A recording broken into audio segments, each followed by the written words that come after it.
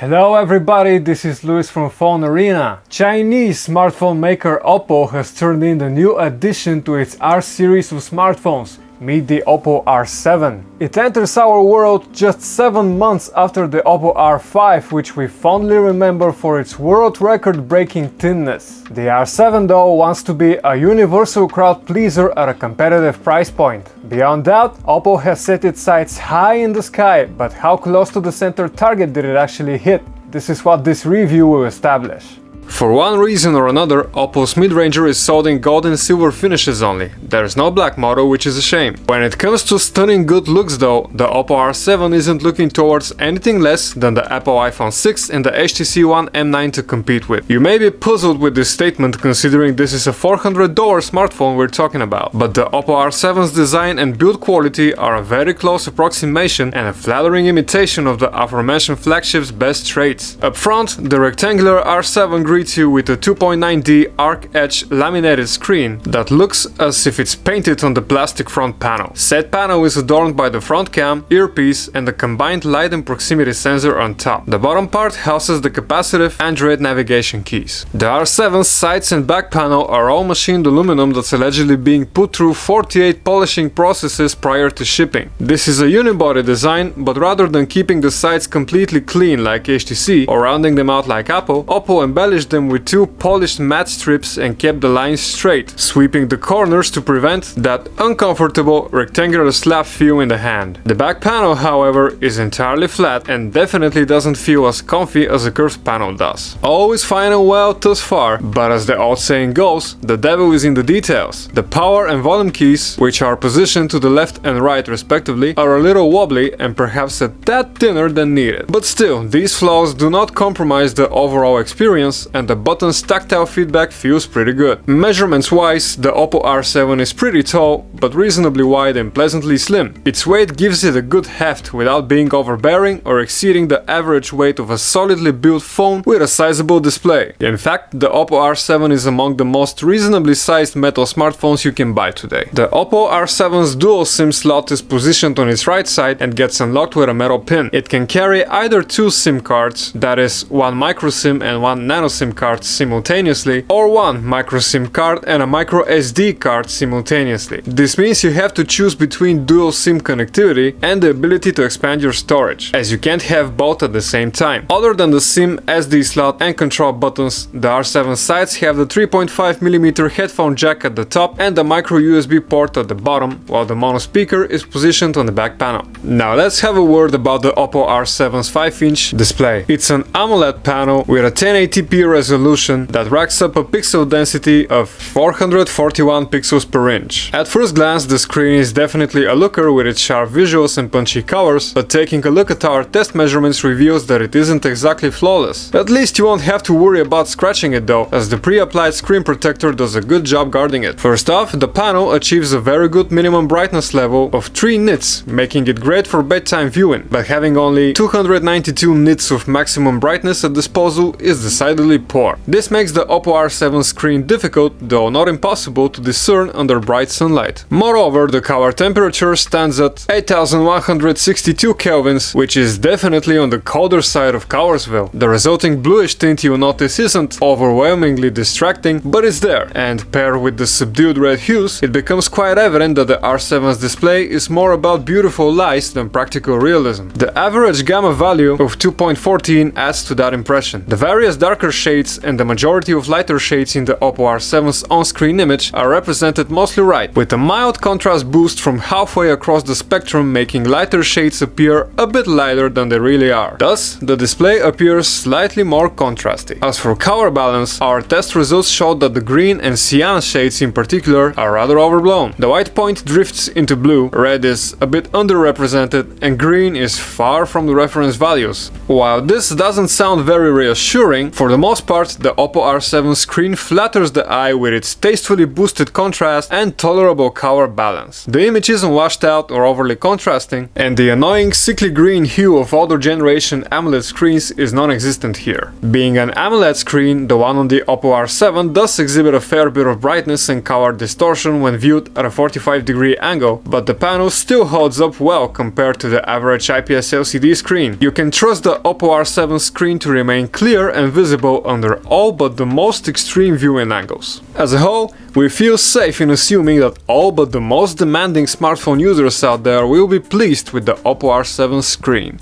Having a word about the Oppo R7's interface brings us to the fact that the smartphone ships with Android KitKat, which is decidedly old news now that everyone's talking of Android M. But don't let that discourage you, because Oppo's ColorOS interface is jolly good fun. Like other Chinese user interfaces as of late, such as Xiaomi's MIUI, it borrows its essential design principles from Apple's iOS, both before and after the iOS 7 makeover. This is evident in aspects unnatural to Android, such as the lack of an app drawer, the odd bit of skeuomorphic elements here and there, the vertical card-based app switching menu, and the lively animations. Oppo is preserving Android's customization spirit with a theme store that's waiting for you right at the central home screen. The place is thriving with pre-made themes that spice up your lock screen and home screen with new sets of icons and backgrounds. Moreover, hitting the multitasking key exposes a menu that slides up from the bottom and lets you arrange widgets and wallpapers on the home screens, choose between various home screen animations, or quickly apply themes that you've used before. You can also activate or disable the photo space and music space full screen widgets. The former lets you browse your photo albums in a stylish view, while the latter is just a quick and pretty music player that also displays the lyrics to your favorite tunes. As you can see, Oppo's stock apps and menus are painted black and look quite stylish, but they don't compromise functionality or user pleasantries. Oppo has seemingly rebuilt almost each app from the ground up, presenting fresh yet not all sorts of better takes on familiar apps such as contacts, email, calendar, clock, calculator, files, and anything in between. Oppo made user-centric features a priority. The photo app, for example, is rich with filters and frames that can make for some pretty funny and well-done collages. Or the Files app has a file-safe feature that lets you lock files and folders with a password. There is also a built-in performance optimization app called Security Center. Basically, Oppo condensed memory cleanup, data monitoring, call blocking, system permission monitoring, energy saving, and guest mode facilities in it. The app is of very good quality and pretty much renders installing third-party power tools meaningless unless you have a personal favorite that you insist upon. Another feature highlight is Oppo's gesture and motion control system. While the screen is turned off, one can double tap the screen to wake it up, draw an O to start the camera app, or control music playback. With the screen on, you can take a screenshot using 3 fingers, use 2 fingers to adjust the volume, double tap the home button to lock the screen, activate the camera with a finger gesture, and swipe from the bottom left and right to launch or exit apps. Screen off gestures are customizable, so feel free to design your own custom shortcuts. One can also set specific hours where the smartphone will power on or power off, or make use of the quiet time function, which cuts the Oppo R7's contact with the outside world for a specific time, letting only calls and messages from whitelisted contacts make it through to you. Now, objectively, Oppo's vision for Android won't cater to everyone's taste, and being stuck on KitKat for the time being isn't great in this day and age, but this doesn't change the fact that ColorOS makes a supremely usable, lively phone out of the Oppo R7. Taking a look at the Oppo R7's hardware performance shows that the smartphone is spec'd out appropriately for a mid-range device. It matches Qualcomm's Snapdragon 615, which contains an octa-core 1.5 GHz CPU and the Adreno 405 GPU with a hearty 3 GB of DDR3 RAM memory. However, Oppo did cut some monetary corners by sticking only 16 GB of internal storage. Thankfully, the micro SD slot lets you expand the storage space, but it also sacrifices the dual SIM functionality. Also, Android's inability to store app data on the micro SD card limits the amount of apps you can keep installed on the 10 GB or so of internal storage that's ultimately available to end users. In performance benchmarks, the R7 performs acceptably and as expected from a mid-range smartphone, but it doesn't deliver deliver anything beyond expectations. The unimpressive results in 3D graphics tests indicate that the R7 is no good for gaming beyond the shimmering eye want of casual titles. That aside,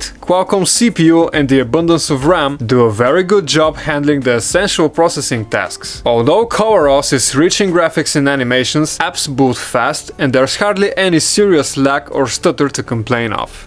Connectivity-wise, the Oppo R7 is a 4G LTE Cat4 connected device and works with all the essential GSM, UMTS and FDD TDE LTE spectrums thanks to its Qualcomm modem. Therefore, chances are you won't find yourself out of range in most parts of the world. The stock browser is put together by Oppo and offers some nice functionality such as setting a default search engine, traceless browsing and no picture mode to save bandwidth. There's also night mode and download management included. Oppo's browser is not the fastest one that we've used though. If you insist on Chrome, it's right there waiting for you inside the Google folder and other browsers can be downloaded from Google Play. Now, how does the Oppo R7 fare in the all-important camera department? Well, Oppo went completely off the deep end with the R7's camera. Check out what we're talking about. There's a 13 megapixel main shooter paired with a generous 8 megapixel front cam. With cameras like this, it's obvious that the R7 has you covered from both sides.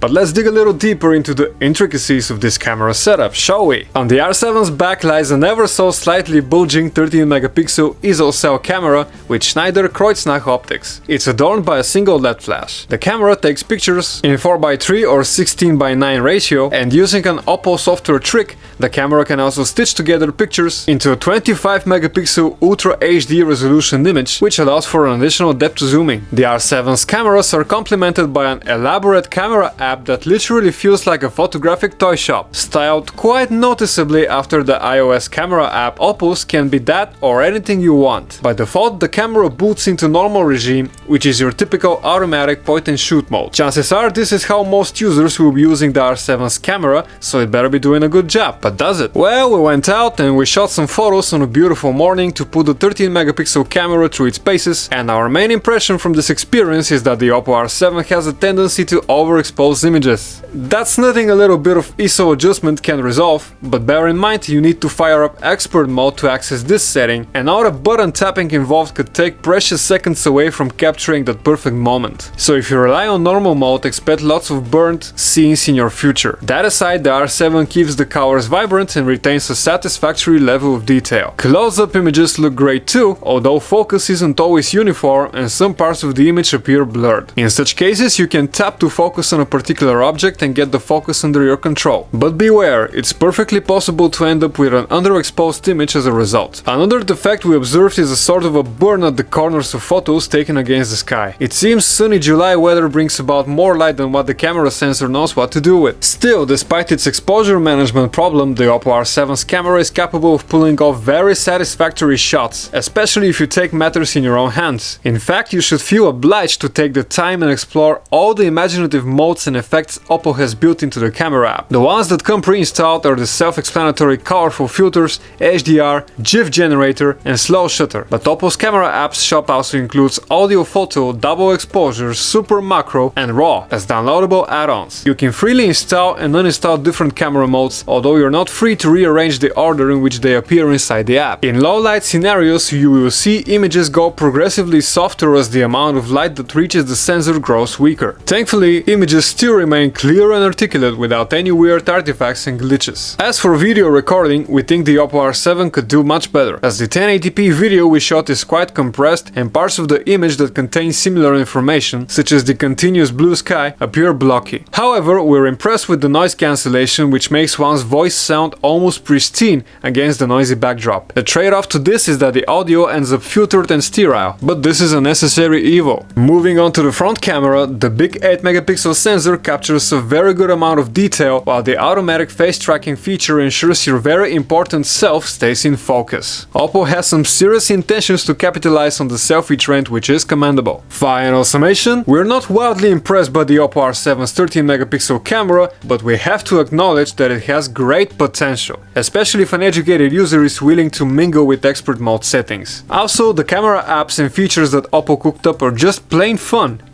With its big punchy display and decent loudspeaker and headphone output, it comes as no surprise that the Oppo R7 is a very good smartphone for multimedia. The device plays popular video formats without a hitch. And for audiophiles, the R7 has a special trick up its sleeve. It's called Direct HD Sound. This is a sound processing engine that optimizes the audio signal to sound its best on the bundled-in pair of stereo earphones. The difference in music reproduction quality isn't mind-blowing, but it's there. The sound becomes somewhat fuller and more detailed with the feature turned on, but the direct enhancements are only available while wearing earphones. Direct does not discriminate between the bundled earphones or your favorite pair of buds, but whether you like the resulting sound is up to you. Book reading is another type of multimedia consumption that's been mostly overlooked by manufacturers, but Oppo paid attention to that too and added an eye protection display mode. When activated, it automatically filters out overly intense blue light to take the edge off the visuals, reducing the amount of light and color information your retinas are being blasted with. Coupled with the screen's ability to get really dim at a minimum brightness output of 3 nits, this makes the Oppo R7 a very good choice for avid bookworms. That's great and all, but how about call quality? Well, wow, we're honestly impressed by the Oppo R7's call quality. In both inbound and outgoing calls, the smartphone transmits pristine voices between covers. The active noise cancellation with a dedicated mic that's at play here definitely makes for a noise-free experience, while earpiece output is sufficiently loud. We wish we could say all the same good stuff for the battery life, but we can't. Qualcomm's chipsets may be famous for their efficiency, but powering them with an all-too small 2320 mAh battery cell is pushing your luck. Unfortunately, it will be the end user who pays the toll for Oppo's decision, as the R7 only managed an unimpressive 5 hours and 39 minutes of ongoing on-screen usage in our battery test. In Oppo's defense, the R7 comes equipped with the manufacturer's mighty VOOC fast charging technology, which lets users charge the smartphone to 50% in just about 30 minutes on the plug. While we're at it, topping off the smartphone to 100% takes just 18 minutes, which is very good.